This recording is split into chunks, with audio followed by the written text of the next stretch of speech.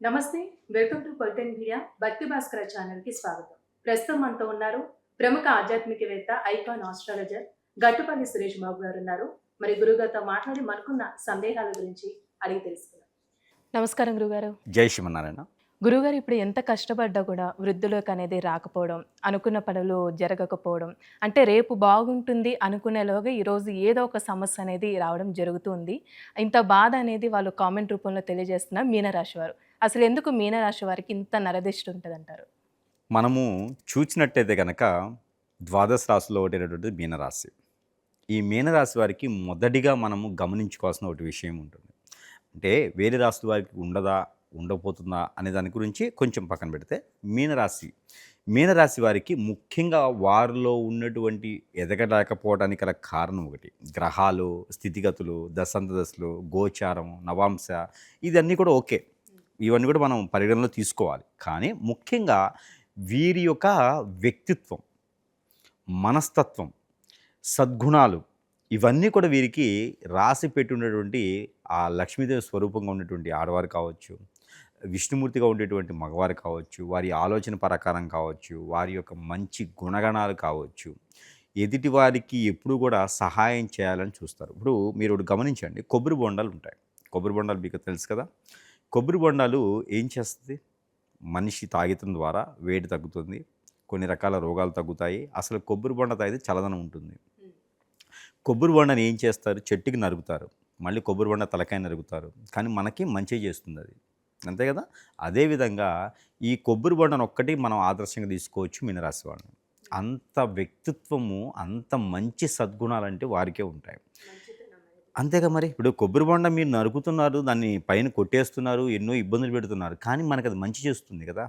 అదేవిధంగా వీరి మనస్సు కూడా ఎవరైనా గాయపరిచినా, ఎవరైనా ఏదైనా మాట్లాడినా, ఏదైనా వీరికి అన్యాయం చేసినా, మోసం చేసినా, అబద్ధం ఆడినా, భంగపరిచినా, రోడ్డు వెంబడేసినా, ఇబ్బంది పెట్టినా, బాధ పెట్టినా, మోసం చేసినా, ఇవన్నీ కూడా జరిగినప్పటికీ కూడా మరలా మన దగ్గరికి సహాయం కోరి వస్తే చేసేటువంటి గుణం ఎంతమందికి ఉంటుందండి? చాలా తక్కువ. కానీ మీనరాశి వాళ్ళకి ఉంటుంది. మరి అంతకన్నా నాశనం అవ్వడానికి ఇంకెంత మంచి గుణం కావాలండి? ఇంకోటి, మనం తినడానికి లేకపోయినా కూడా ఎవరైనా వస్తే వారికి ఎలా చేయాలని ఆలోచిస్తూ ఉంటారు. దాంతోపాటు మాట, ఎవరికైనా సరే ఎప్పుడైనా మాట ఇచ్చారనుకోండి, ఆ మాట నిలబెట్టుకునే వాళ్ళు ఎంతమంది చూపిస్తారు నాకు? కానీ మీనరాశి వారు ఉంటారు. ఈ మీనరాశి వారు మాట నిలబెట్టుకోవడానికి ఎన్నో రకాల ప్రయత్నాలు చేస్తారు. వీరికి తినడానికి లేకపోయినా ఆలోచించరు, మాట ఇచ్చామే ఆ మాట నిలబెట్టుకునేదాన్ని చేస్తారు. మరొకటి నమ్మకం. ఎంతమంది నమ్మకంగా ఉంటున్నారండి ఈ రోజుల్లో? కానీ మీనరాశి వాళ్ళని నమ్మారు అంటే ఆ పనిని మనం మర్చిపోవచ్చు. ఖచ్చితంగా వాళ్ళు చేసి చూపిస్తారు, ఖచ్చితంగా. అలానే వారికి ఏదైనా రంగంలో వారికి ఏదైనా బాధ్యత అప్పచెప్పామనుకోండి, దాన్ని వారు నిర్వర్తించి చూపిస్తారు. ఏదైనా కంపెనీలో కానీ, ఏదైనా ఇండస్ట్రీలో కానీ, ఏదైనా రంగంలో కానీ వారికి అవకాశం ఇచ్చారనుకోండి, వారికి పేరు ప్రఖ్యాతి కాంచిస్తారు. వీరు చేసే పని వారి పై స్థానంలో ఉన్న వారికి ఇస్తారు. చెప్పుడు మాటలు వినరు. ఏదైనా మాట్లాడితే కూడా వెళ్ళిపోతారు తలకాయ ఉంచుకొని, సరే పోనీలే అర్థం చేసుకుంటారని. అలాంటి వ్యక్తిత్వం ఎంతమందికి ఉంటుందండి? కానీ ఇలాంటి వాళ్ళని మోసం చేసేటువంటి వాళ్ళు ఉంటారు, అవకాశం కోసం ఎదురు చూసేవాళ్ళు ఉంటారు. అలాంటి మంచి వ్యక్తులు అనమాట బోలాశంకరుడు అంటారు. జలతత్వం గల రాశి. అంటే మనకి పైనుంచి పడేటువంటి నీళ్లు ఉంటాయి కదా, అవి చూస్తూ ఉంటే నీరు ఒక దగ్గర స్థిరంగా ఉండవు, అవి పోతూనే ఉండాలి, అప్పుడు వాటికి అందం కూడా. కానీ వీళ్ళ మనస్సు కూడా బోలాశంకరుడు. మనము బోలాశంకరుడు కూడా ఏదైనా కోరిక కోరామనుకోండి తీరుస్తాడు. కానీ మీనరాశి వాళ్ళు ఎదురుగా మనిషి వస్తే వారి కోరిక తెలుసుకొని తీరుస్తారు. ఇది గొప్ప విషయం కదా. అంటే మనం చెప్పకపోయినా వాళ్ళు తెలుసుకొని. ఇప్పుడు ఒక మనిషి మన దగ్గరికి వచ్చాడు అంటే, ఇప్పుడు సపోజు నలుగురు ఫ్రెండ్స్ ఉన్న ఒక మనిషి మన దగ్గరికి వచ్చారు అంటే, ఏ కష్టంలో వచ్చారో అని తెలుసుకొని మరి ఆ కష్టాన్ని తీర్చేటువంటి వ్యక్తి. అలాంటి వ్యక్తులు దొరకడం చాలా అరుదు. ఎవరింట్లో అయినా సరే మీనరాశి వాళ్ళు ఉన్నారా అంటే ఆ ఇంటికి పట్టిందలా బంగారమే, అదృష్టం అనుకోవచ్చు. మీనరాశి వాళ్ళు పుట్టకముందు మామూలుగా మిడిల్ క్లాసు లేదా లోయర్ క్లాసు ఉంటుంది. పుట్టిన తర్వాత దినదిన అభివృద్ధి అవుతారు తల్లిదండ్రులు కూడా. అది మామూలు విషయం కాదు కదా.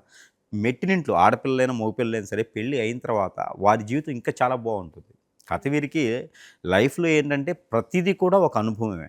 మీనరాశి వాళ్ళకి ప్రతిదీ కూడా ఒక అనుభవమే. చదువుకోవాలి అంటే తల్లిదండ్రులు చదువు చెప్పించలేరు. వీరు చదువుకునేటువంటి మార్కుల ద్వారా ఎవరో చూసి వారిని డొనేషన్ చేయడమా, ఎవరో చూసి సీట్ ఇవ్వడమా లాంటివి చేసి చదువుకుంటారు. చదువుకొని పెద్దయిన తర్వాత కొంతమంది వల్ల మోసపోతూ ఉంటారు. ప్రతి వారి జీవితంలో జరుగుతుంది. మీనరాశి అంటే ఆళ్ళ జీవితంలో ఖచ్చితంగా జరుగుతది. ఏదో ఒక తప్పుదారినటువంటి రూట్‌లోకి తీసుకెళ్తారు. వీళ్ళు వెళ్లరు. కానీ దాంట్లో ఇబ్బంది పడి డిస్టర్బెన్స్ అయిపోతారు. తర్వాత పెళ్ళయిన తర్వాత బంధం, బాధ్యత, పిల్లలు, కుటుంబం, వ్యవస్థ, పేరు ప్రఖ్యాత ఇవన్నీ కూడా నిలబెట్టే స్థాయిలో ఉంటారు. స్త్రీ కావచ్చు, పురుషుడు కావచ్చు. మీనరాశి వారి వల్లనే మెట్టినింట్లో గానీ, పుట్టినింట్లో గానీ పేరు ప్రఖ్యాత కాంచి వస్తది. కలిసొస్తుంది. ఖచ్చితంగా వస్తది. అలాంటి మీనరాశి వారికి కొన్ని గ్రహాలు బాగా యోగిస్తాయి. కొన్ని గ్రహాలు అశుభంగా ఉంటాయి. దాంట్లో మీనరాశి వారికి ఎక్కువగా యోగించే గ్రహాలుంటాయి.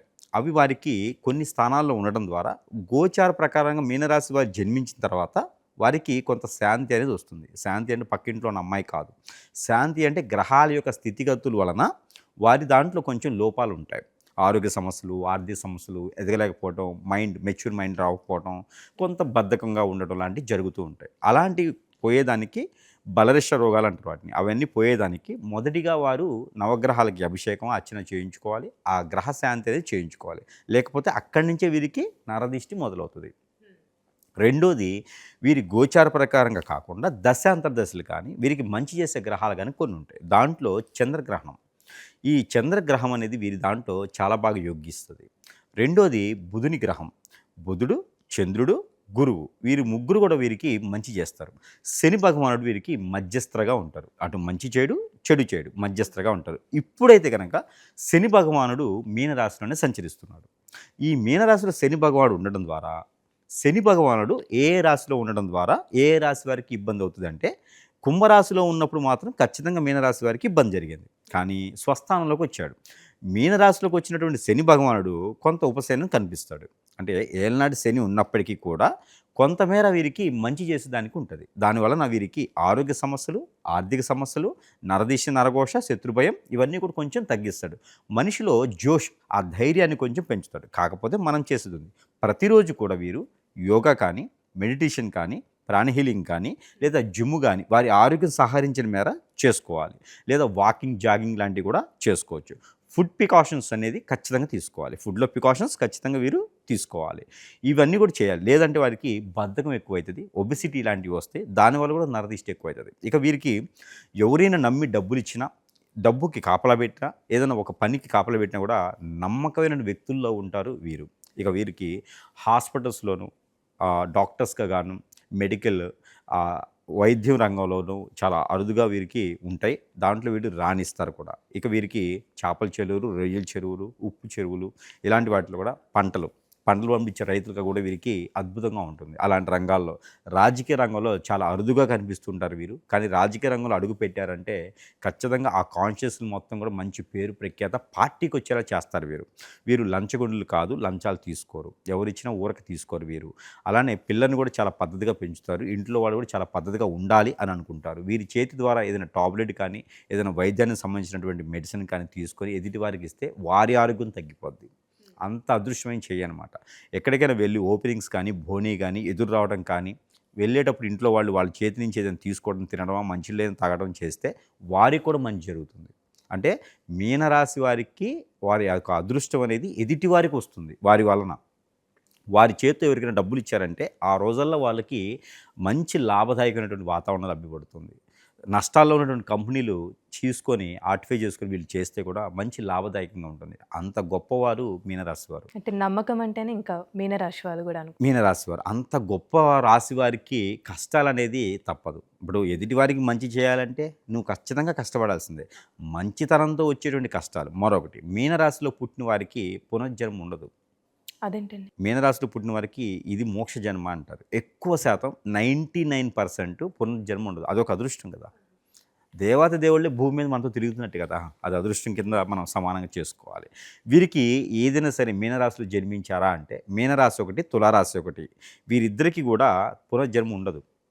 వీరిద్దరు కూడా ఈ జన్మలోనే అనుభవించాలన్నా, ఈ జన్మలోనే సాధించాలన్నా, ఈ జన్మలోనే సంపాదించాలన్నా, ఈ జన్మలోనే కర్మలు, క్రియలు ఇది చేసుకోవాలన్నా కూడా పుణ్యఫలం ఈ జన్మలో ఉంటుంది. ఇక వీరు కొలుచుకోవాలి, నరదిష్టి నరఘోష దగ్గర రాకూడదు అంటే వీరికి మరొకటి ఉంది. పితృదోష కూడా కొంచెం ఎక్కువగా కనిపిస్తాయి. ఎందుకంటే ఇది పునర్జన్మ ఉన్నటువంటి మోక్ష జన్మ కాబట్టి ఏ జన్మలో చేసినటువంటి క్రియలన్నీ కూడా ఈ జన్మలో మోక్షాన్ని పొందుతాయి. కాబట్టి వీరికి ఎక్కువ కష్టాలు వస్తాయి. ఇది ఒకటి గ్రహించుకోవాలి.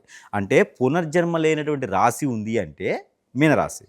ఆ మీనరాశి వారికి ఏ జన్మలో చేసినటువంటి కష్టాలన్నీ కూడా ఈ జన్మలో సూచనగా వస్తాయి. అవి భరాయించాల్సిందే తప్పదు. ఓర్పు, ఓపిక, సహనము అలాంటి లక్షణాలన్నీ కూడా మీనరాశి వారికి ఎక్కువగా ఉంటాయి. దుడుసుగా మాట్లాడరు. ఒక మాట దాటరు. ఎదుటివారు అంటే కూడా ఓర్చుకొని వెళ్ళిపోతూ ఉంటారు. అది మంచి లక్షణం. అలాంటి లక్షణాలు ఉన్నవాళ్ళు ఎన్ని రాశుల్లో ఉన్నప్పటికీ కూడా మీనరాశికి స్పెషల్గా గుర్తింపు అనమాట వారికి. అలాంటి వారికి పెళ్లి చేసుకోవాలి అనేటువంటిది అయితే వారికి లవ్ అనేది 70% కూడా కలిసి రాదు. ఒకవేళ ఏదైనా ఉంది అంటే కనుక అది ఏదో ఉడతాబత్తిగా మంచివారై ఉండి మంచి రాశిలో ఉన్నవారైతే ఉంటుంది. పెళ్ళికి ముందు లవ్ అయితే అట్రాక్షనే. పెళ్ళి అయిన తర్వాత బంధము, బాధ్యత, బరువు అన్నీ ఉంటాయి. వాటికి మీనరాశి వారే సహకరిస్తారు. కానీ ఎదుటి రాశి వారు కూడా వాళ్ళకి సహకరించాలి కదా! అందుకని లవ్ మ్యారేజ్ అని పెద్దగా వీరికి సెట్ అవ్వదు. అరేంజ్ మ్యారేజ్ అయితే కనుక వృషభ రాశి వారిని వీరు పెళ్లి చేసుకోవచ్చు. కర్కాటక రాశి వాళ్ళని చేసుకుంటే వీరికి అష్టైశ్వర్య ప్రాప్తి కలుగుతుంది. స్త్రీలైనా పురుషులైనా. ఇక కన్యా రాశి వారికి అయితే అట్రాక్షన్ ఉంటుంది, స్వభావం ఉంటుంది, భార్యాభర్తల బంధం కలకాలం ఉంటుంది. కన్యా రాశి వాళ్ళని చేసుకుంటే. ఇక వృశ్చిక రాశి వాళ్ళని చేసుకుంటే మధ్యస్థగా ఉంటుంది బానే. కానీ వృశ్చిక రాశి వారేమో మొండివారు, మూర్ఖులు. ఈ యొక్క మీనరాశి వారేమో కొంచెం అమాయకంగా ఉంటారు, తెలివితేటలు ఉంటాయి, అవసరమైనప్పుడే మాట్లాడతారు. కాబట్టి వీరిద్దరి మధ్యన బాగానే ఉంటుంది. కాకపోతే కొంచెం కొట్టుకునే దానికి ఎక్కువ ఉంటుంది. ఇక ధనుసు రాశి వారు మొండివారు. ధనుసు రాశి వారిని చేసుకుంటే కొంచెం పర్వాలేదు అనుకోవచ్చు. మధ్యస్థగా ముందుకెళ్ళొచ్చు. చివరిగా వీరు మకర రాశి వారిని చేసుకోవచ్చు. ఈ మకర రాశి వారికి చేసుకుంటే వీరికి అన్ని రకాల కలిసి వస్తుంది. అన్ని రకాలుగా చేదుడు వదుడుగా ఉంటారు. వీరిదే ముందు చెయ్యి పై చెయ్యి అనుకునే విధంగా ఉంటుంది. కాబట్టి ఈ రాశి వారు ఎవరైనా దొరికినప్పుడు కంపాటబిలిటీ కొంచెం తక్కువగా ఉన్నా పెళ్లి చేసుకోవచ్చు. ఈ ఇబ్బంది అనేది జరగదు. వీరి జీవితంలో ఇలాంటి గ్రహ దోషాలు ఉన్నప్పుడు, ప్రకృతి దోషాలు ఉన్నప్పుడు, దశాంతర దోషాలు ఉన్నప్పుడు, లేదా మనకి ఇంత మంచివారు కదండి మరి వీరు. మరి మంచివారు ఉన్నప్పుడు బంధుమిత్రుల్లోనో, శ్రేయోభిలాషుల్లోనో, స్నేహితుల్లోనో, మన చుట్టూ ఉండేటువంటి అందరిలోనో నరదిష్టి నరఘోష ఖచ్చితంగా ఉంటుంది. దీంతో పాటు ఇంక వీరు ఎదగకూడదని అష్టదిబ్బంది చేయొచ్చు. ఇంక వీరు ఎదిగితే నచ్చదు, నాకే రావాలి పేరని చెప్పి చాలామంది కూడా వీళ్ళ మీద వెలిగెత్తేసి కట్టప్పలాగా వెనక నుంచి పొడి చేయొచ్చు. లేదంటే వీరి మీద అష్టదిబ్బందులు లాంటివి చేసి, చేతబడులు లాంటివి చేసి వీరిని ఇబ్బంది పెట్టే క్రియలు ఉండొచ్చు. ఇవన్నీ జాతకంలో ఉండవు. కాబట్టి వీరందరూ కూడా పరిహారాలు ఖచ్చితంగా చేసుకోవాలి. ముఖ్యంగా వీరికేంటంటే బియ్యం 1 కిలోంపావు, జొన్నలు 1 కిలోంపావు, సజ్జలు 1 కిలోంపావు, అలానే ఉలవలు 1 కిలోంపావు తీసుకొని దాంతోపాటు ఆవు నెయ్యి ఒక 100 గ్రాములు తీసుకొని, తేనె ఒక 100 గ్రాములు తీసుకొని ఇవన్నీ కూడా ఎక్కడైనా సమీపంలో బ్రాహ్మణుడు ఉంటే 3 మాసాలకు ఒకసారి, 4 మాసాలకు ఒకసారి దానం చేయాలి. ఇక వీరికి ఆరోగ్య సమస్యలు వస్తాయంటే కనుక గ్రంథులకు సంబంధించిన సమస్యలు వస్తాయి. థైరాయిడ్, అసిడిటీ, అలానే వీరికి థైరాయిడ్తో పాటు సైనస్ లాంటివి గ్రంథులకు సంబంధించిన సమస్యలు అయితే ఎక్కువగా సూచిస్తూ ఉంటాయి. వీరికి వన్ సైడ్ హెడేక్ రావటము ఇలాంటివి కనిపిస్తూ ఉంటాయి. దీనికి తగ్గట్టు పరిహారం ఏంటంటే ప్రయాణాలు చేసేప్పుడు ఆచి చూసి ప్రయాణాలు చేయాలి. వీళ్ళు ఏది సంపాదించినా, ఏది సాధించినా ఎదుటి వారికి ఎక్కువగా చెప్పుకోకూడదు. అలానే వీరికి కలిసి వచ్చిన కలర్ ఇది కూడా, అంటే వీరికి కలిసి వచ్చే కలర్ అయితే వైట్, గోధుమ రంగు colour, white colour, brown colour, parrot green colour కూడా వీరికి అద్భుతంగా కలిసి వస్తుంది. వీరికి కలిసి వచ్చే నెంబర్ కూడా 2, 4, 9 ఈ 3 నెంబర్లు వీరికి అద్భుతంగా ఉంటాయి. సోమవారం, గురువారం 2 రోజులు కూడా వీరికి అద్భుతంగా ఉంటాయి. జీవితంలో ముందుకెళ్ళేదానికి పరిహారం చేసుకోవచ్చు. దానికి దేవుని అనుగ్రహం కూడా ఖచ్చితంగా కావాలి. ప్రతిరోజు కూడా వీరు ఆ కర్పూరం బిళ్ళలు కుదిరితే ఒక 3 కర్పూరం బిళ్ళలు తీసుకొని తల చుట్టూతో తిప్పేసి మనం ముందు వేసి కాల్చివేయాలి. అవి కొండ ఎక్కేంత వరకు చూస్తూ ఉండాలి. ఇలాగా మన నరదిష్టి ఏ రోజుకి ఆ రోజు పటాపంచలైపోతుంది.